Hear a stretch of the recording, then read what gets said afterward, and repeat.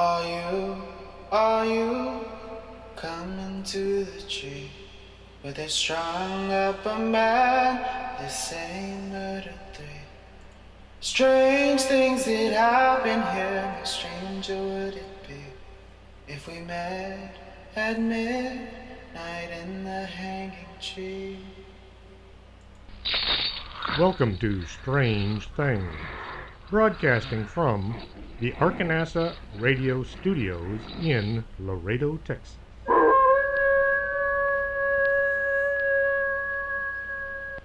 And welcome to the show. I'm your host, Chris James. Tonight, we're going to be talking about scary locations. First, I'd like to say howdy to all the truck drivers I've given a ride to in the last 3 weeks. That and all the other people who are out there trying to make a living and unable to get to where they're going because they don't have a car. Have you ever been someplace? Nothing is going on that should cause ill feelings, but you suddenly think something bad is about to happen. You get that overpowering sense that something is wrong. What is it about some places that make us feel uneasy or downright terrified? The places that have a history of bad vibes from hundreds of years past, but with no explanation as to why people think there's something wrong. My wife and I like to go RVing all across the country. We stay in state parks or fancy RV parks, depending on our wishes as we pull off the highway that night. We stayed in some grungy locations that looked run down, but never had any problems. They were nice, they were clean. They were just old and a little beat up. We stayed in a few super wow places that we felt out of place in. Too many fancy A-class RVs that you never seemed to see the people that were in them. The folks would stay inside all day. One night last year, we stayed at the Graceland RV Park in Memphis, Tennessee, right next door to Elvis. It was a good thing neither of us was a big Elvis fan. It cost $169 each to get in the door. Now that's a lot of cash to see the inside of somebody's house. It's not like Elvis was going to show up and say hello or something. We opted to visit the gift shop and buy a bumper sticker that said we'd been to Graceland. True, we were there, on the outside. I've told this story before, but it warrants repeating. We're coming back from Virginia one day, and it was getting about time to find a campsite and set up our home away from home. My wife looked at the state parks guide for Texas, and she saw Cooper Lake State Park was just ahead. The Texas state parks are always nice and clean and quiet. We pulled off the intersection and drove a ways into the country. Some of y'all won't know this, but Texas only has one naturally occurring lake in the entire state. You'd think a place as big as Texas would hold hundreds of lakes. Nope, there's only one. Caddo Lake. Hundreds of years ago, Caddo Lake was formed when a huge pile of downed trees became entangled with each other, and they formed kind of a natural dam. This dam was called the Great Raft. It floated on the Red River and it slowed the flow of water on the Big Cypress Bayou. With time, the water backed up into the floodplain and formed what was named Caddo Lake after the Caddo Indians who lived in the area. Only half of Caddo Lake is in Texas. The other half is in Louisiana. When settlers began arriving in northeast Texas, they found the Red River navigable from the Gulf of Mexico inland to what would soon become Jefferson, Texas. Jefferson, Texas became the shipping center for most everything being brought to Texas, Oklahoma, Louisiana, and the surrounding areas. The town was booming.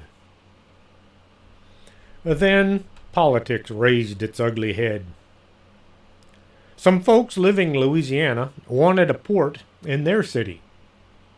The commerce was passing by, heading for the farthest north point it could reach, and the folks in this small port city didn't like it. They sent a man to Washington with demands and a suitcase full of money. His mission was to do something about the Great Raft and turn Jefferson into a nothing once more. Louisiana had become a state in 1803. Texas joined the Union in 1845. Louisiana felt they had just cause to garner favor from Washington. They lobbied the Congress to do something about the Great Raft. In 1873, the Army Corps of Engineers got busy blowing up the log jam that had formed Caddo Lake. Once the logs were removed, the water level began to subside, which soon led to Caddo Lake nearly vanishing. Since the river was no longer deep enough to allow paddle wheelers to ship into Jefferson, they were forced to stop in another port, which later became known as Shreveport. Shreveport, Louisiana became a bustling port city, and Jefferson dried up and nearly vanished from the map. Then a strange thing happened. A man showed up asking to drill for oil in the now mostly dry lake bed. He struck oil, and a lot of the locals became wealthy once more. The oil driller's name was Howard Hughes. And I'm getting way off the original story. Cooper Lake is a man-made body of water. They built a dam and flooded an area of the state, which became a lake. There are two parks on the lake. Cooper Lake State Park South Sulphur and Cooper Lake State Park Doctors Creek. We drove to the Doctor Creek location and checked in. It was a quiet little park, and we drove over to our site. I noticed there were few, as in no other, RVs in any of the sites. Cool, we had the place to ourselves. After hooking up, we went for a walk around the park to enjoy the scenery and get a little exercise. We found 3 other campsites had campers in them, but saw no other people anywhere around. These RVs were all the way over at the opposite end of the park from us and looked as if the owners were away at the time. This didn't strike me as all that odd. I liked having space between us and others. As the sun went down, we finished up our dinner and cleaned up and then sat watching as everything grew dark. I worked shift work for ages. I worked in the dark a lot. Some people say I was kept in the dark. I have no fear of the dark or anything in it. Having been in the Army, worked as a firefighter and a Border Patrol agent, I know how to take care of myself, and I always keep a pistol handy. It gets dark out there by the lake. We went inside the RV and got ready for bed. That's when it hit me. It felt wrong. I can't put a name to it, but I felt uneasy about the location. It felt as if something bad was about to happen. It was like the scene from a horror movie when the creepy music starts. I usually don't lock the camper door, but I did this time. I then eased my pistol out of its holster and set it by the bed. I lay there in the dark wondering why I felt so tense. What was I getting in the form of vibe or sixth sense that I was telling me to be wary of this isolated spot?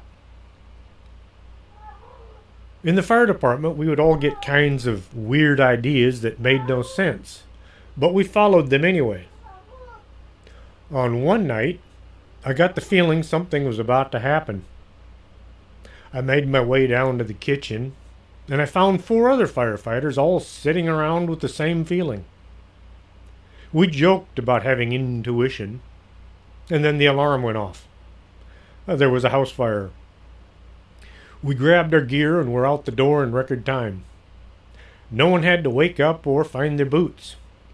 We were en route in less than a minute. Later, we all compared notes on why we'd gone to the kitchen. It was just a feeling, something in the back of the brain that said it was about time to go to work. Then there was that time I had a feeling something was going to happen. I stopped in the doorway of a burning building. The guy behind me said he felt it too. Something wasn't right. After a few seconds, the roof fell in. Had we gone through that door, we probably would have been seriously injured. Where do these signals come from? The fear is what kept us alive in stressful situations. Without fear, we'd wind up being dinner guests for all manner of man-eating beast. Any time I see a no fear emblem, I think short lifespan. So where does this sense of dread come from, and how do we use it to our advantage? Have you ever walked through a graveyard at night? It felt creepy. All those dead bodies buried beneath your feet. You expect to see a ghost at every turn. I've seen folks go to the cemetery and do EVP work or take photographs trying to catch the spirit of the dead. Why would a ghost hang out in a cemetery? There are very few people who died in cemeteries. If anything, the place they died should be where the ghost is seen, or their home, some place that the ghost felt connected to. For some odd reason, the battlefields of World War I are not haunted. The Battle of Galicia, where 655,000 men were either killed or seriously wounded. The Battle of Verdun, where 698,000 men fell in combat. The Somme, 804,000 casualties. All that blood spilt, and yet, when ghost hunting groups spend time in these places, they come out with hardly any evidence. No EVPs to speak of, no ghostly photos. They say the places feel eerie when they visit, but that is mostly the brain telling you this is where men fought and died. Many of whom are still there, under the dirt, in unmarked graves. During many of these battles, the trenches the men were defending would collapse and, well, the bodies were never recovered. Both sides had this nasty habit of digging a tunnel deep down under the trenches of the enemy and then packing it full of dynamite and setting off the charge. The entire area would be exploded into tiny fragments, and any of the men still in the trenches would pretty much be blown into nothing. The entire area is one giant graveyard, yet few ghosts hang out in these locations. In my book Ghouls, I tell about a company of Americans in the French Foreign Legion during World War I. It is a work of fiction, but I did a lot of research in order to write the thing. I tried to get it to feel authentic, even though it is fiction. Ghost investigators have been puzzled by this lack of spirit activity for years now. Where did all the dead folks go? What happened to their spirits? July 1st through 4th, 1863, General Robert E. Lee in the Army of Northern Virginia fought against General Meade and the Union Army. For 4 days, the two armies fought some of the bloodiest battles of the Civil War. By the last day, 51,000 American men were seriously wounded or dead. As the Army of Northern Virginia left the field, the Union Army began to follow, hoping to destroy what was left of Lee's army. The dead were left where they fell. Civilians were paid to bury the bodies. Today, people visit the site to pay their respects and try to see a ghost or two. Hundreds of photos have caught what look like ghosts on the battlefield. Some look a little bit like smoke or mist that is formed into what looks like the shape of a man.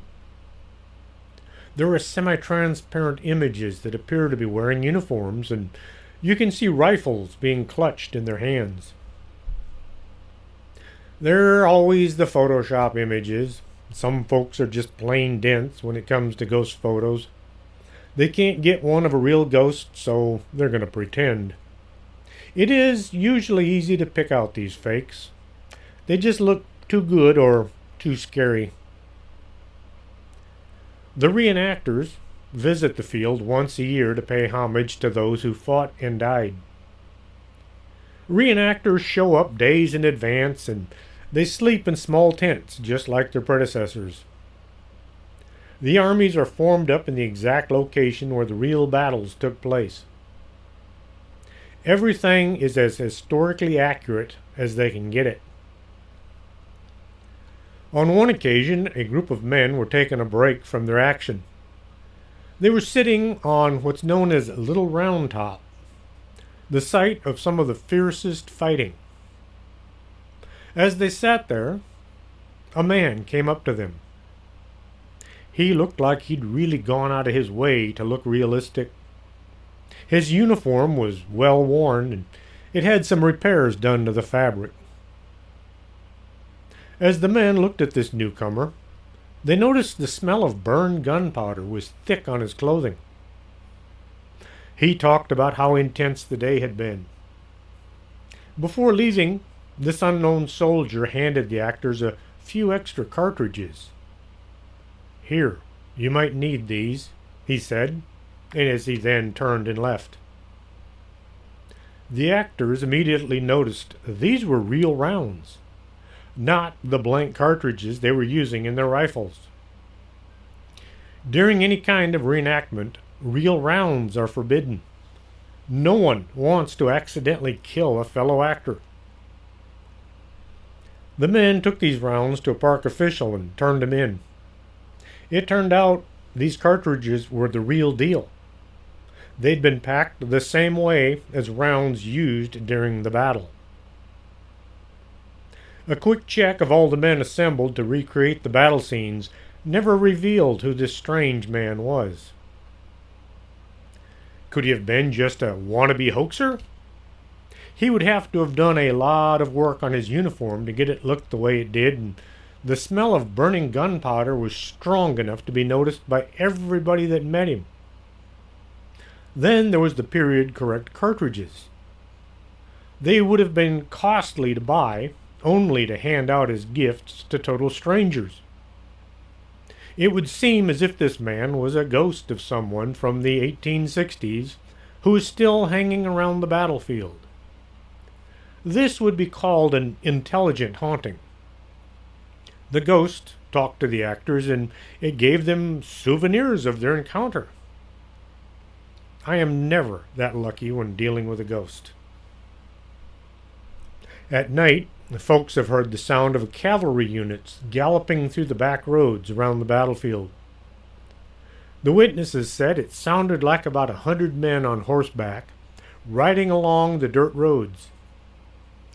Voices could be heard as well. Men talking in hushed whispers. The words were undecipherable. Only the sounds came through. A group of reenactors thought a new unit of fellow actors had shown up late one night. The sounds of men on horseback was quite distinct. They galloped by in the night, and then the sound grew distant. The next morning, questions came up about who these men had been. No one knew of any cavalry unit that had joined the company any time that week. When the action took place that day, there were no cavalry units on the field. Ghost men riding ghost horses out looking for their enemies. This could be what is known as a residual haunting, like a tape of some scene playing over and over, without any interaction with those around them. The Sachs Bridge was built in 1854. It was used to cross a creek near town. The bridge is 100 feet long and it's covered with a roof to protect the wood from the weather. It was the scene of a few bloody fights as both sides tried to hold on to this only means of getting over the water. A group of investigators went there late at night and did all the paranormal things you do. As they're standing on the bridge, a fog rolled in. It was thick and eerie. As they stood there, the sounds of battle could be heard in the distance. Horses charging through the darkness, men yelling in anger and fear, cannon being fired, and the sound of the rounds flying through the air. Explosions were discernible. The group stayed there for about 20 minutes. The sound faded away, so they finally left. Today, many folks go to Sachs Bridge at night to try to experience these sounds. Unfortunately, with so many people there, just about all the time, it's hard to catch any good EVPs or photos. What makes the ghosts of Gettysburg linger on, yet the fields in France and Belgium are relatively quiet?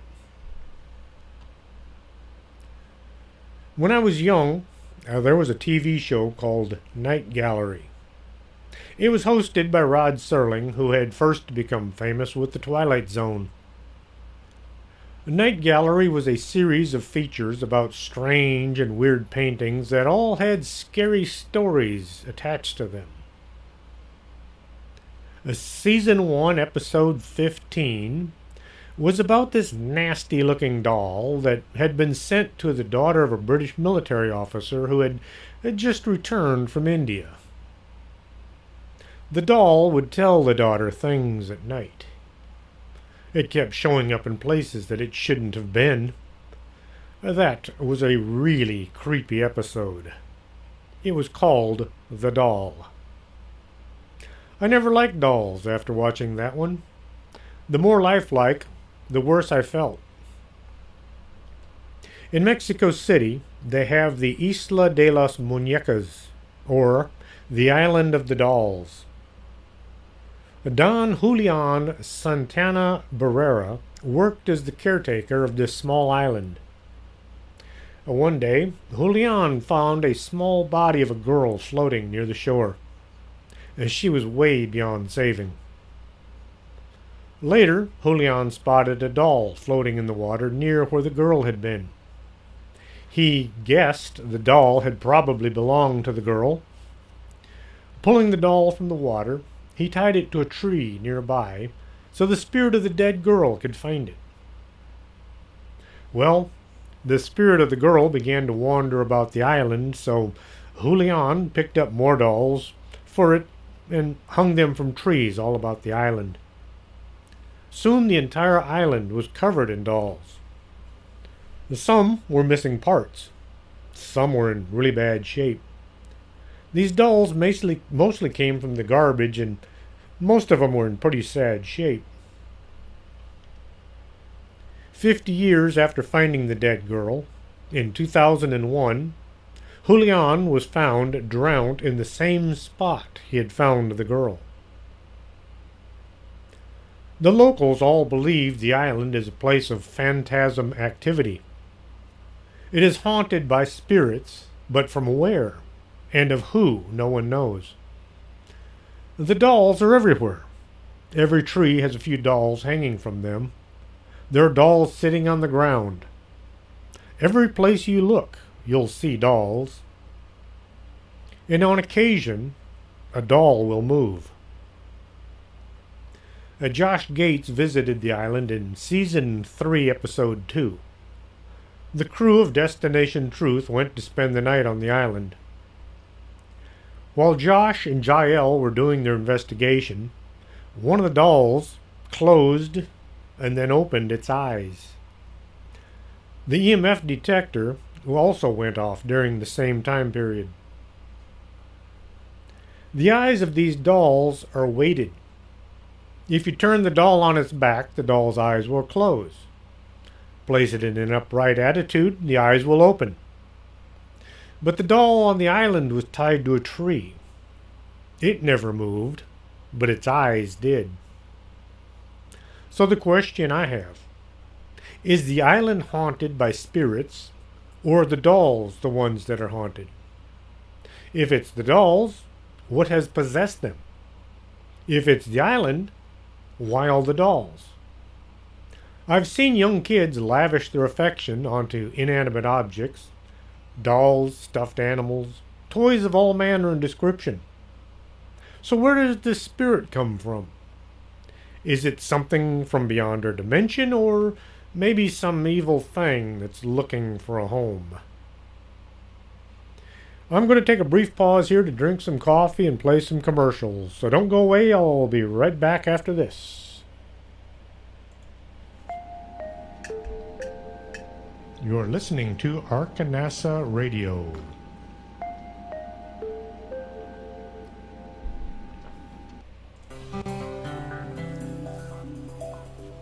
Are you taking care of your skin, or are you going to wait and see how time treats you? Take care today by contacting Lourdes James, Independent Beauty Consultant, at 956-723-3019. Don't let time get the best of you.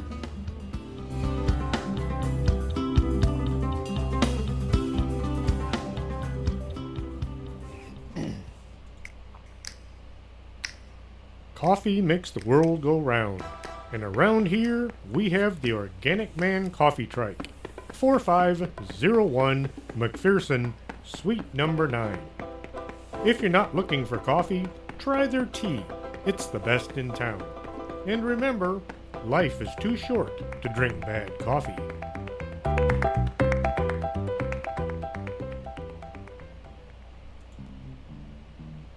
If your vision isn't what it used to be, and you're not sure you're seeing Bigfoot or just your neighbor mowing his lawn, stop on by Del Norte Optical, 107 Calle del Norte, just across the street from the Embassy Suites.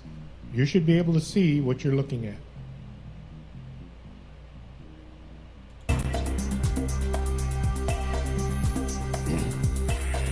Did you hear a bump in the night and you think it just might be a ghost? Contact the Laredo Paranormal Research Society at laredoparanormal@hotmail.com.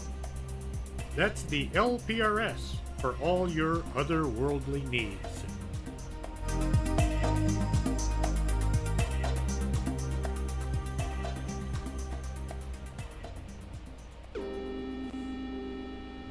You're listening to Strange Things with Chris James. And we're back. After talking about the dolls on that island, it makes me not want to turn the lights off. I mentioned Jefferson, Texas in the beginning of the show. It used to be a shipping magnet, huge hub of commerce. They had 2 sets of trains running in and out of town day and night. Today, the town is mostly a tourist place. Lots of bed and breakfasts and museums. They only recently began building hotels nearby.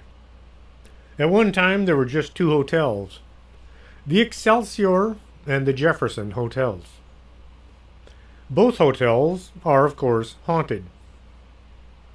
Guests have reported seeing all manner of spectral beings in the hallways and the rooms.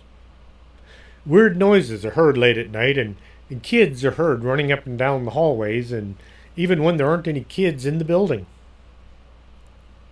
Jefferson is touted as being the most haunted town in all of Texas. I've been there many times. Broad daylight and late at night. There's nothing eerie or scary about the place. It feels friendly all the time.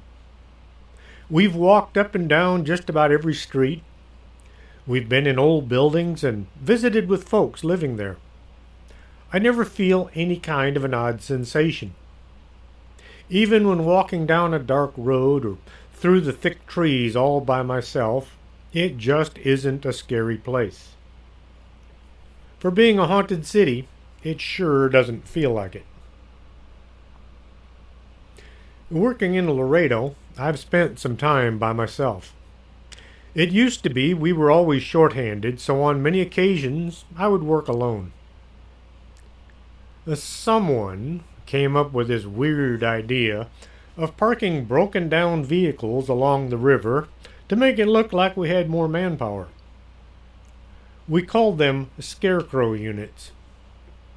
Usually the vehicle would be close enough to a real unit so they could keep an eye on it and make sure nobody stole parts from under the hood. There was a broken down Suburban parked just downriver from the railroad bridge. I was driving about doing my job late one evening about 3 miles downriver. There was an old abandoned building where they used to make rope. Huge old brick structure. The machinery was still in there. All the machines used to make rope, it was all still inside. The yard was filled with old industrial washing machines. Some of these things were as big as a car, and it made for a lot of places somebody could hide. It was only a few blocks from the river, and illegal aliens would use the yard as a layup spot. The gates were all broken down, and none of the doors were ever closed.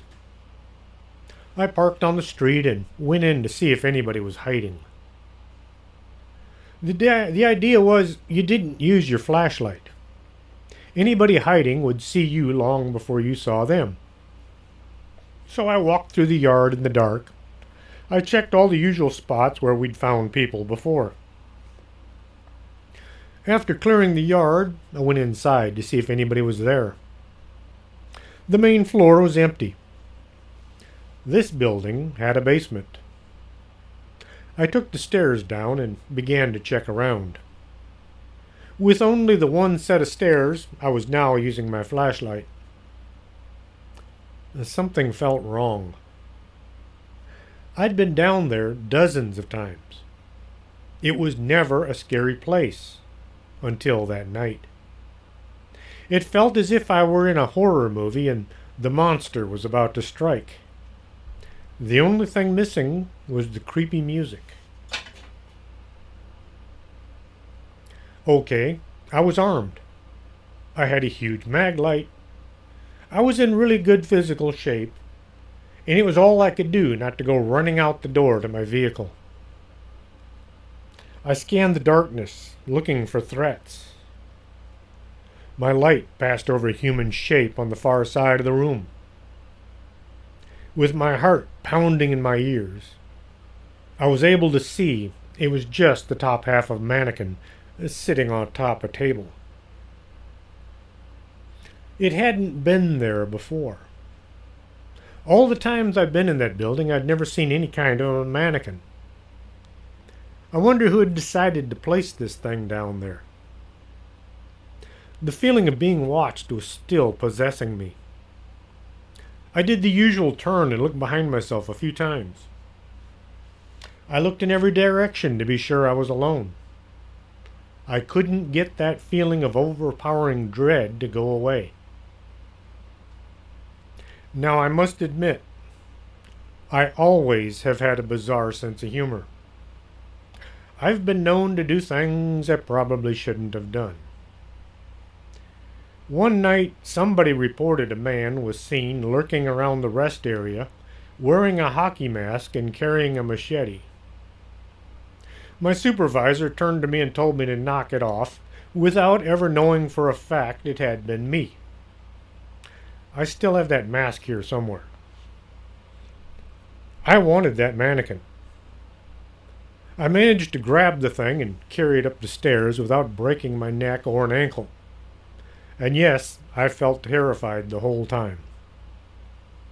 I laid it in the back seat of my Bronco, and then I drove over to the railroad bridge. I had to wait for a train to come up from Mexico. As the train was pulling north, all the agents on the bridge were busy checking for riders. I pulled up next to the Suburban, placed the mannequin on the passenger seat so it would be visible from the bridge, and then I drove back to my assigned area. About 5 minutes later, the guys on the bridge were calling for somebody to come check the person trying to steal the Suburban. I don't know how he knew it, but my supervisor came by later to tell me he thought it was hilarious. He had the mannequin in the back seat of his unit.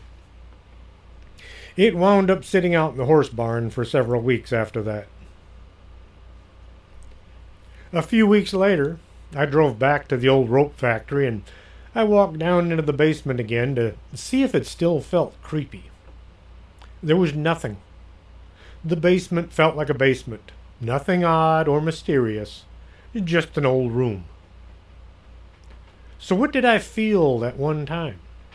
Why was it so scary one night and not any other night? Was there something down there from another dimension? Something I couldn't see? Perhaps from a portal that I could sense? The last time I drove by the location, the building had been torn down and a new building had been put in its place.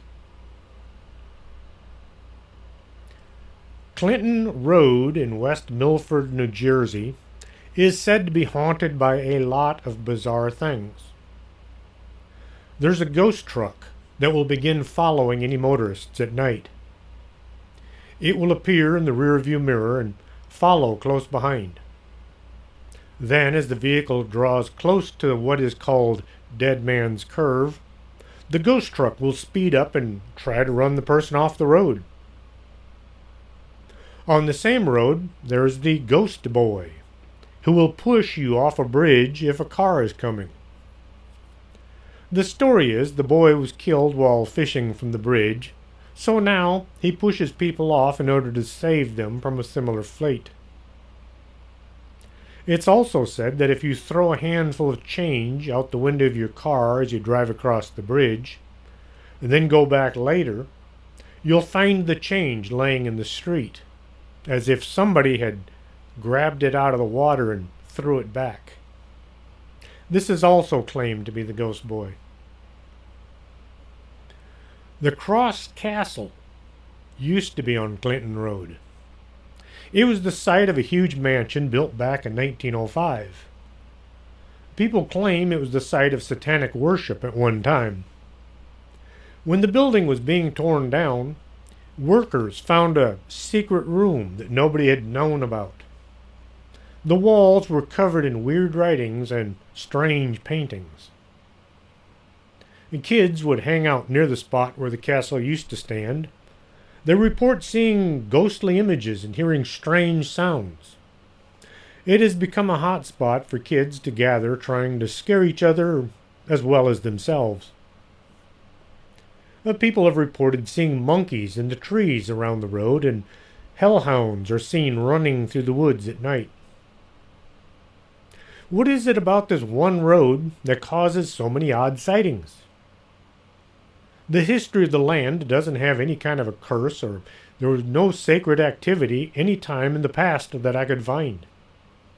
It's only been the last 100 years that things began to turn up. Just north of Poteet, Texas, en route to San Antonio, is a housing complex that looks something out of a science fiction movie. Day of the Dead, maybe.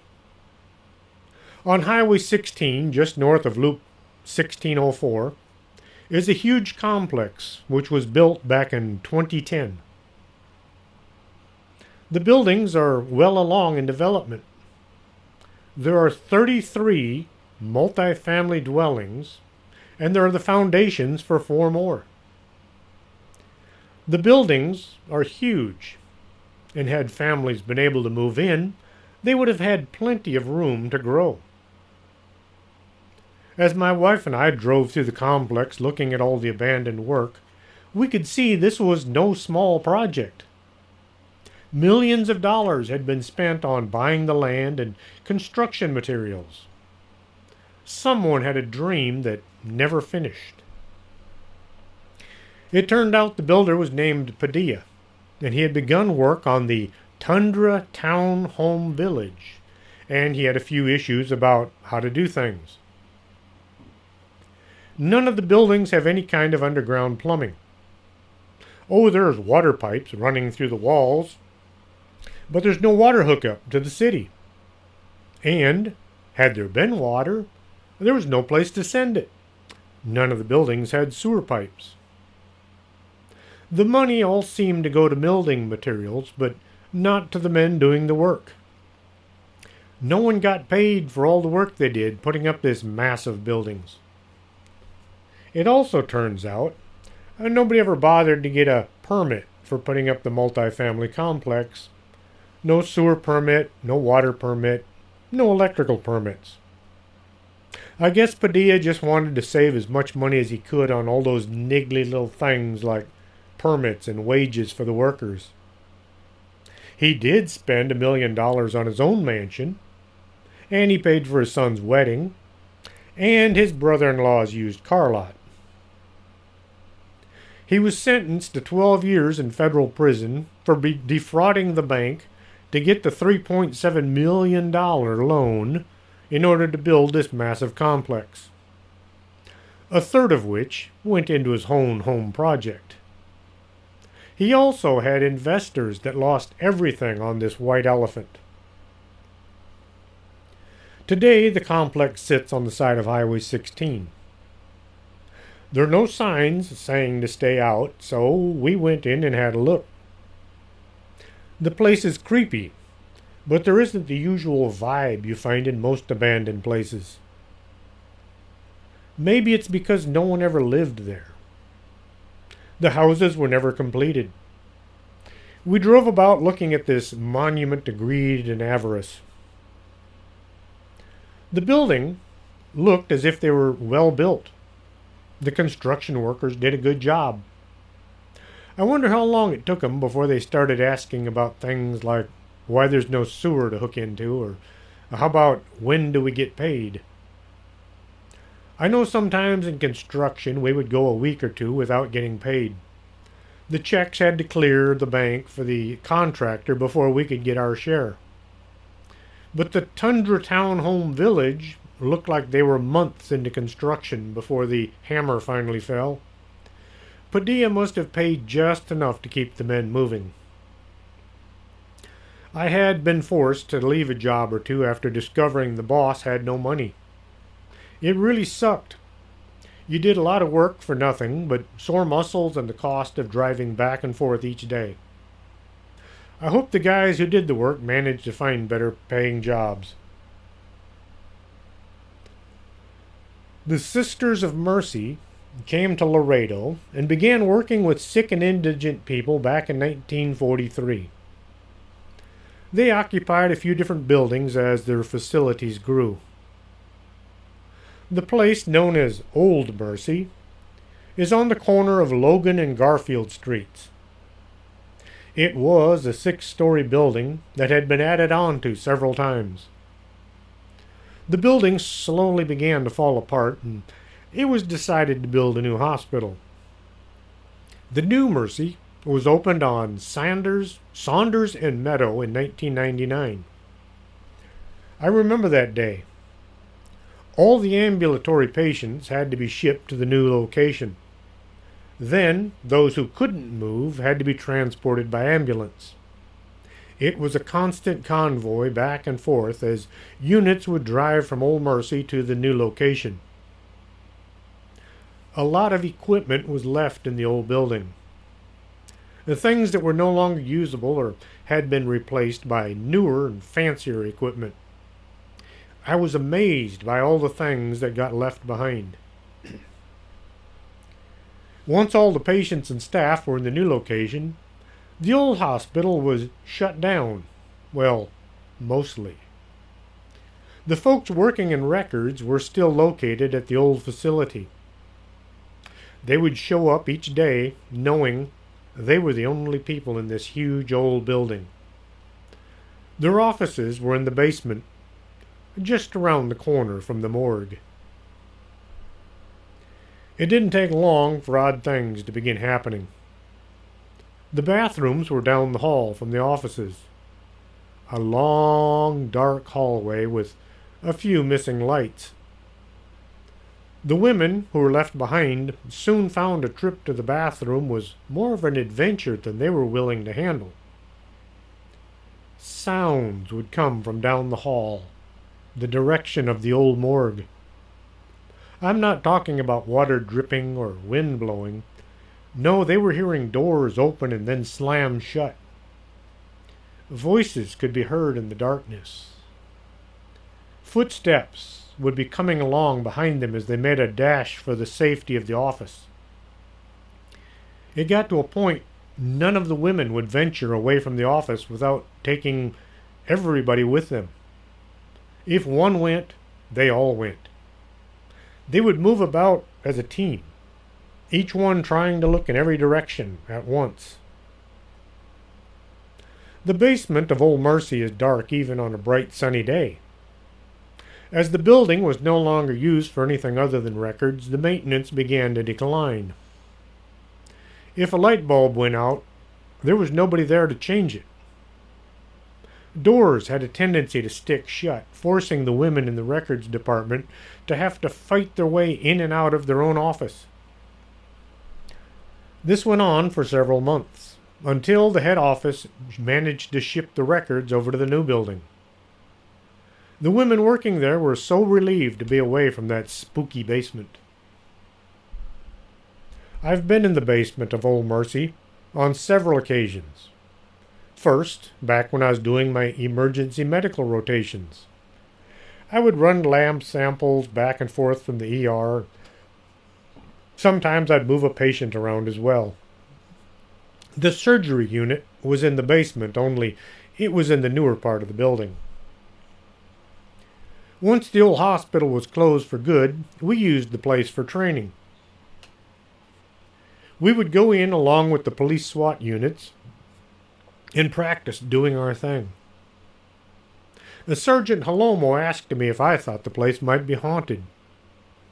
At the time, I didn't know he was into ghosts and things. He was a part of the first ghost investigation when the LPRS hadn't even been formed yet. So there are places that should be scary but aren't. And there are places that are scary for no reason. What causes this?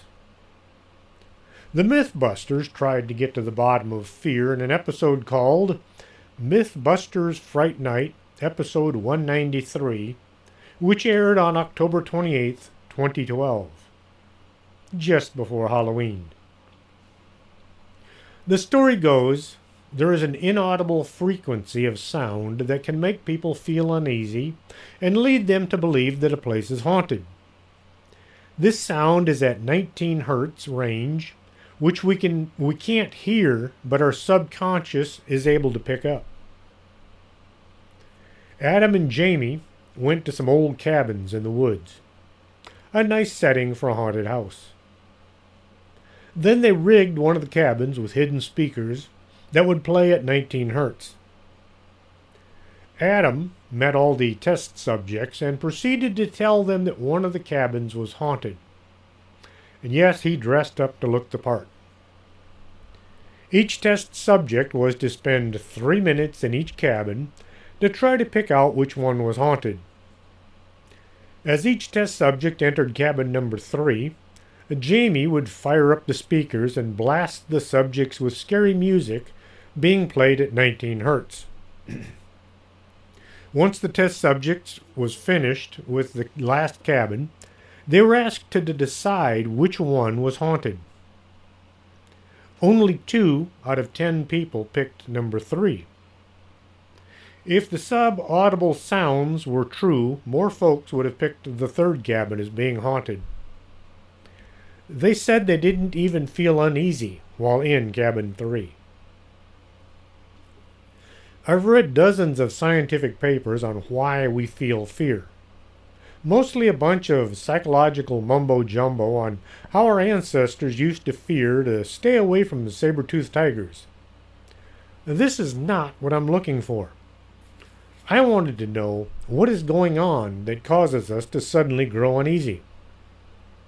There must be some inner sense we don't have a name for yet that clues us in on when we need to be on guard.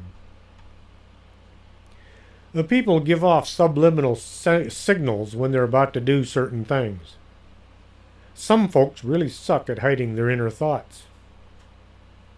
I had one guy surreptitiously glance down the street, judging the distance to the next corner. He kept answering my questions as to his name and place of birth while slowly maneuvering himself into a turn position. I knew what he was about to try. He suddenly took off running as fast as he could go. I set my write-up kit down. I told the others to stay there and not dare to try anything. I told my partner I'd be right back. The runner had no idea I was training for my third marathon. He was fast, but he didn't have the endurance to outrun me. I caught him 3 blocks later, and now he had to walk all the way back to the POE, so tired his legs were wobbling. I told him next time he'd go to jail. I really had no intention of putting in an hour's worth of paperwork to put this guy in the can. Then there are the folks who can hide what they plan to do right up to the time they hit you over the head with a mallet. At some time in the past, did we have an inner sense that told us to watch out for the guy with the sneaky hidden blow-up mallet? The one Bugs Bunny used to use? Where does fear come from? Not where inside our body, but what outside stimulus is putting our radar on high alert?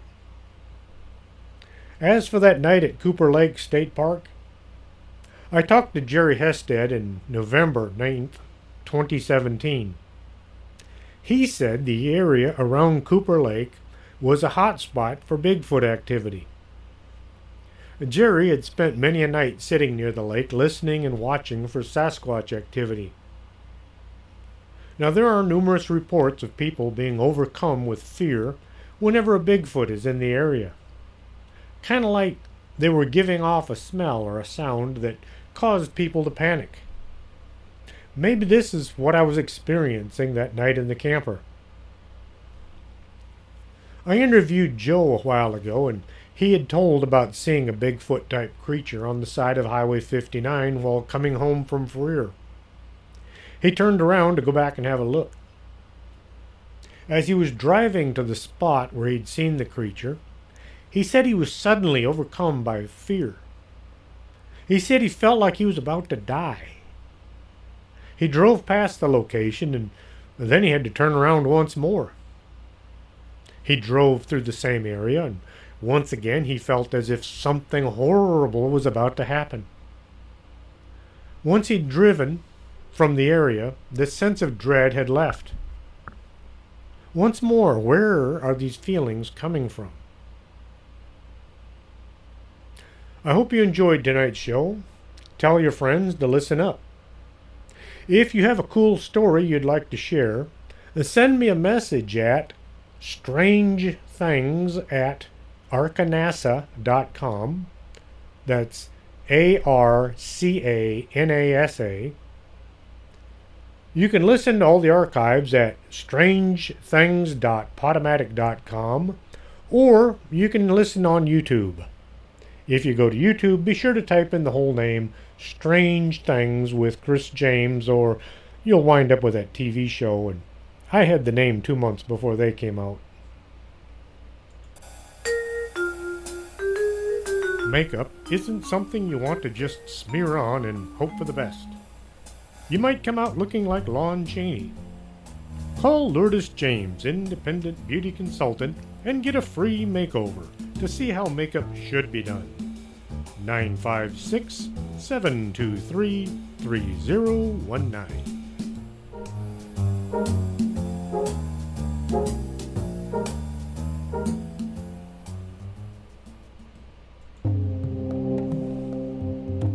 Back in 1776, someone said, "Give me coffee or give me death."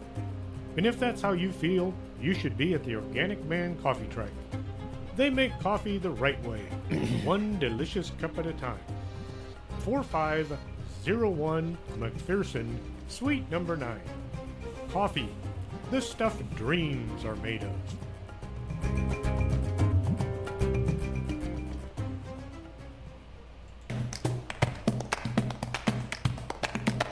Did you go out UFO hunting and couldn't focus on the sky? Swing on by Del Norte Optical, 107 Calle del Norte, right across from the Embassy Suites. That's not a weather balloon, that's a flying saucer.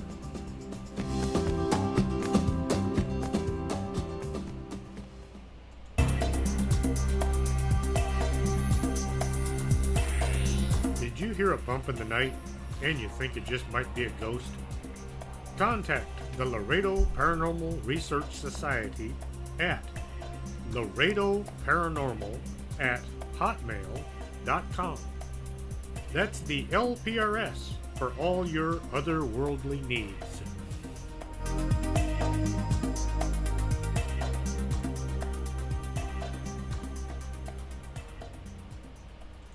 Are you coming to the tree where they strung up a man, the same murder three?